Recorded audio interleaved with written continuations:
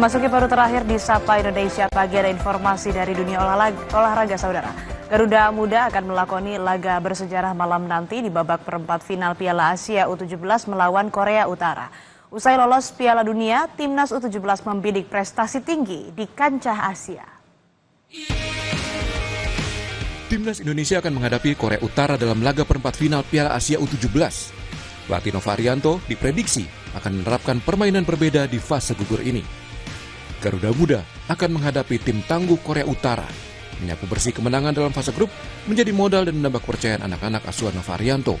Menghadapi kedisiplinan tim Korut, Coach Nova diprediksi menerapkan strategi berbeda dari pertandingan sebelumnya. Mereka bisa bermain dengan lepas, bermain dengan gembira, tidak perlu memikirkan hasil akhir. Saya rasa hasilnya justru akan positif. Jadi celah-celah yang bisa dimanfaatkan menurut saya adalah Korea ini memang bermainnya disiplin. Ini sangat berbeda dengan tim yang lain. Tetapi kalau Nova tepat menggunakan taktiknya, dugaan saya pakai 3-4-1 ya.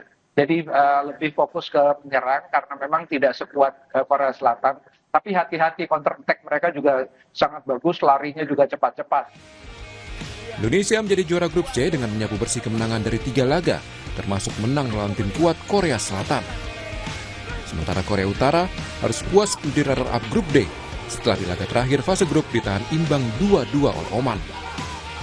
Laga perempat final Piala Asia U17, Indonesia melawan Korea Utara digelar Senin malam 14 April 2025. Informasi tadi sekaligus menutup jumpa kita di Sapa Indonesia Pagi hari ini. Saya Asri Gunawan. Dan saya Mario Sarung, pamit undur diri. Sampai jumpa.